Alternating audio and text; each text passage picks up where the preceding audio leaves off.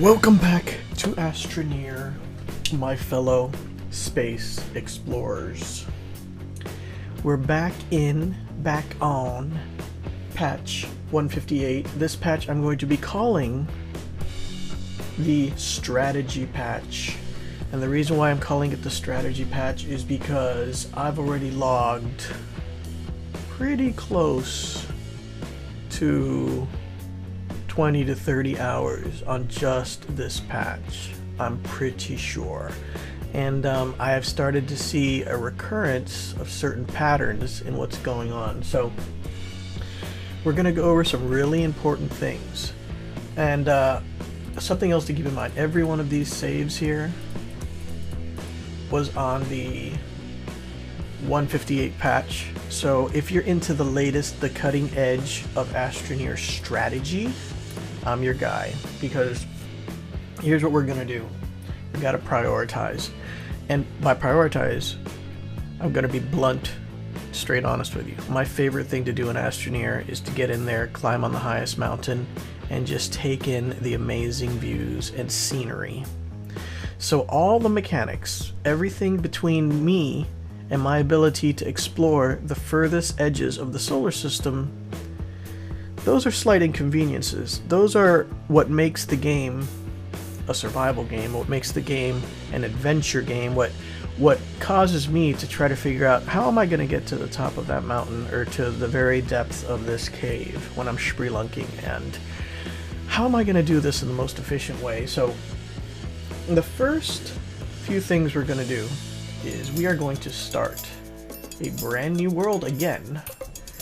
And we're going to dive into this world fresh, just like you would dive completely into a brand new world. And we're going to talk about the different scenarios that I've found myself in by doing this so many times with the new patch. And the interesting parts, the not so interesting parts, and some of the annoying parts. But they were all fun in their own way. Alright. I have landed in a wasteland, an absolute wasteland. So if you find yourself in this scenario, what are you gonna do? Okay, before we answer that question, let's take a commercial break and we will get into this seriously when we return.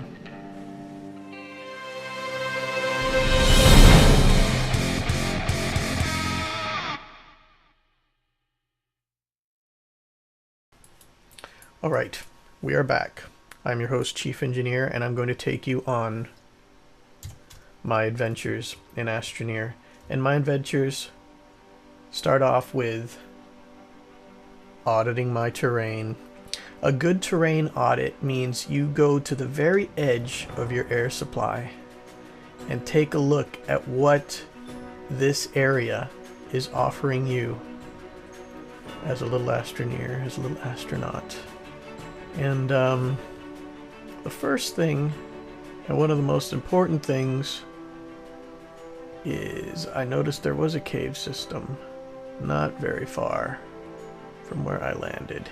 And it's not like before, guys, where you used to be able to dig straight down and you almost always drop like right in on top of a cave system. Now, like I said, this is the strategy patch. Now you have to sort of perceive the entrance to your cave system, which is right over here. And knowing where it is, northwest here of my base, you want to kind of tunnel towards it to make the most efficient route towards your cave system. Now that is if we're diving into a cave right off the beginning. Another thing I have noticed that will make this game a bit more challenging is a complete lack of wrecks. We have no adjacent wrecks to our landing site.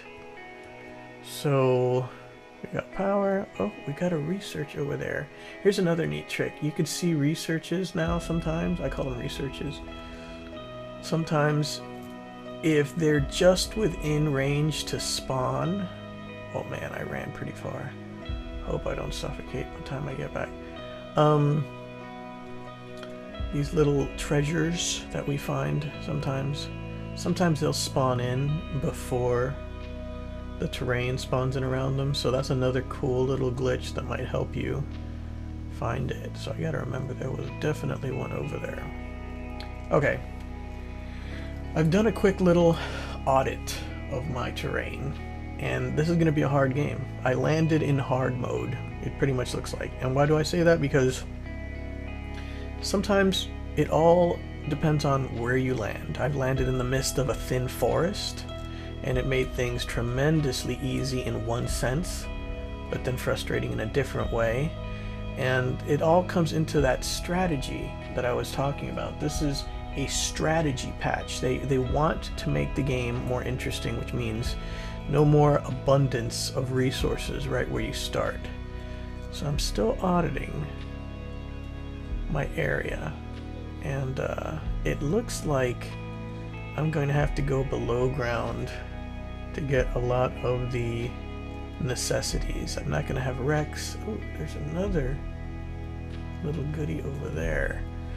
These things are really far from base.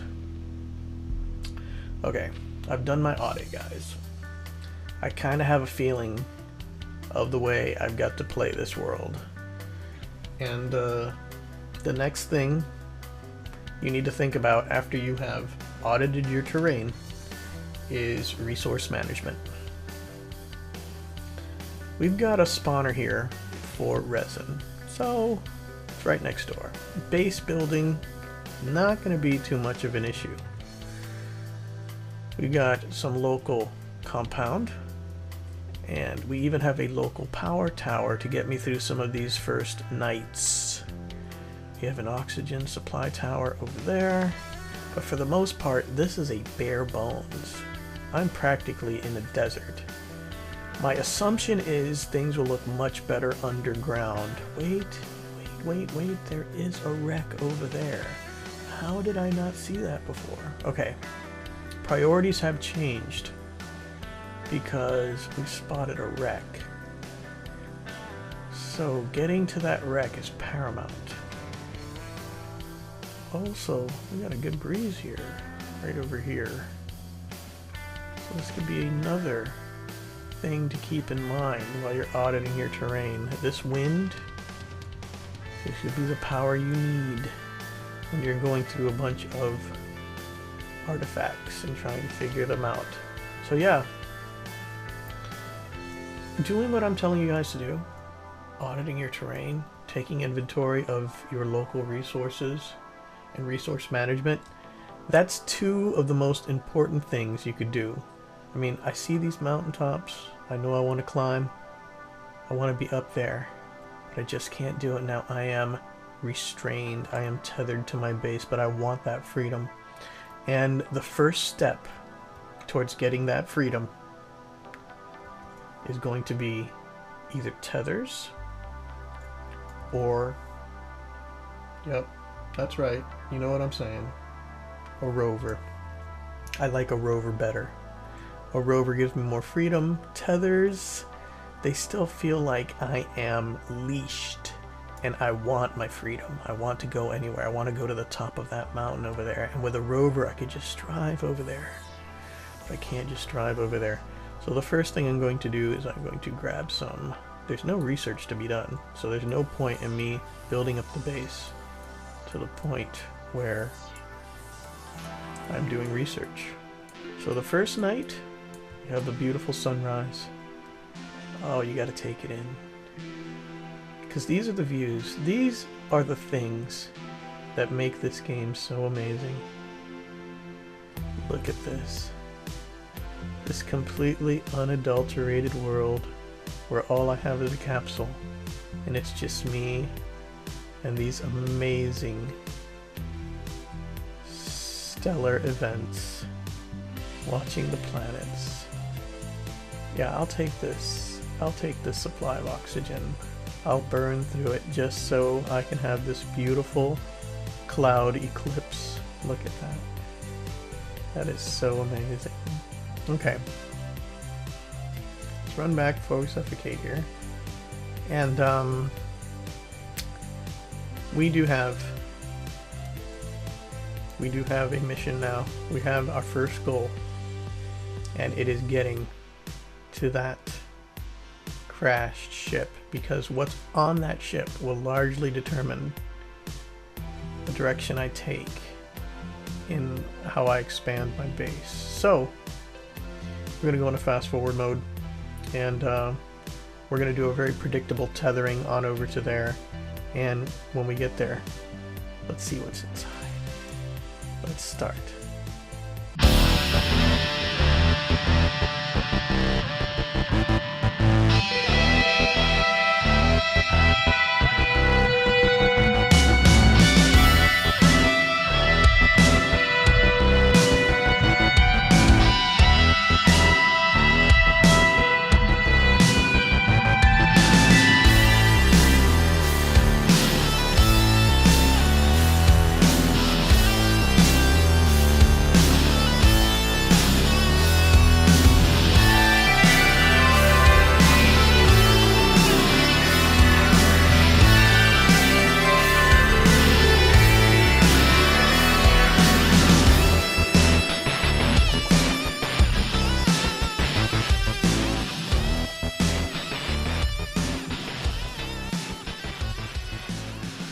Okay.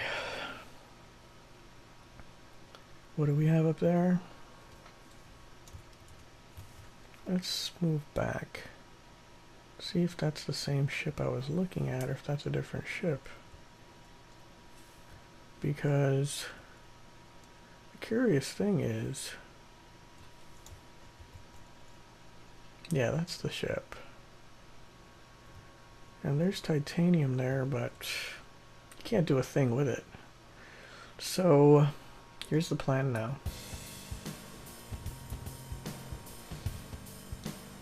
We've got enough to make 2 things. With the 2 copper, we could build a printer.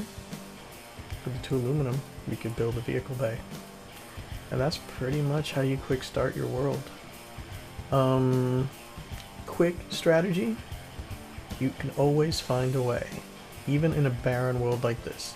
And once you build your printer and your vehicle bay, then you build your research, because realistically, because we audited first, I know the instinct is to do things the way we always do, build our research first, but the reality is there is nothing to research, guys. Based on the materials I just got, copper and aluminum, the most important things right now to have is a vehicle bay, believe it or not, and a printer. So we are going to go ahead and build that. We're going to pick up our tethers, because we could use these tethers for other things, which is actually more important. Resources are so scarce. It is ridiculous how scarce we have resources around here. But that makes the game much more interesting. You need a strategy. You need to watch videos like mine, especially if you land in a place like this. Another neat thing about tethers now is we can just shift click them and they will go back into, you could even use the last one. And you see how we're picking them up? In the old days, when you did this, they would just delete. But now you could just shift click them right up and you recover your tethers. You could use them for other things. You're thinking, Chief, you just left 2 titanium over there. And the reason I did is because titanium will do nothing but take up storage space. You can't build air tanks out of them in this iteration of the build, so I can't use it. There's no point in me using it to take up all my storage space. So we're going to go back into fast forward mode now and get the 2 basic necessities set up, and you guys will have a really good idea of how to survive, and even the worst case scenario if you land in a place like this, place like I landed in. So